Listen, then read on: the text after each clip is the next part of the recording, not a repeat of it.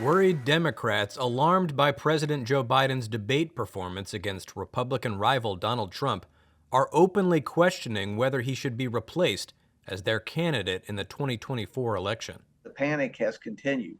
The University of Virginia's Center for Politics director, Larry Sabato, said the process to replace a presidential nominee is clear, but it wouldn't be easy. There is only one way for a nominee to be removed, and that is for the nominee to decide not to run before the convention.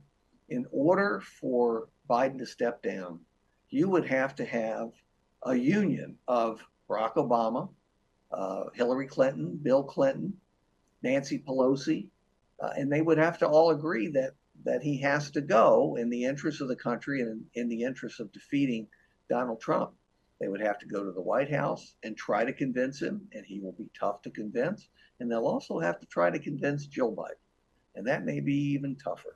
Sabato has a long list of possible replacements, but said there is no obvious top choice. Kamala Harris has to be on the list because she's the incumbent vice president. I don't think she would be a particularly strong nominee. Governor Gavin Newsom, not just because he's governor of California, but because he has access to tons of money, which the new nominee would have to raise very, very quickly. There aren't many people who could do it. Governor Gretchen Whitmer would absolutely be in this mix, Michigan being one of the key swing states. Governor Pritzker of Illinois, who could self-fund. Governor Andy Beshear in Kentucky. Kentucky's deeply red, but Beshear's managed to be elected twice, which isn't easy for a Democrat in Kentucky. Governor Shapiro of Pennsylvania, who's become very popular very quickly, an articulate guy who comes across well and fits Pennsylvania, a key swing state, probably better than Joe Biden does, and certainly better than Donald Trump does. So far, Biden says he isn't going anywhere. His campaign held an all-hands-on-deck meeting a day after the debate to reassure staffers that the 81-year-old was not dropping out of the race, according to two people familiar with the meeting.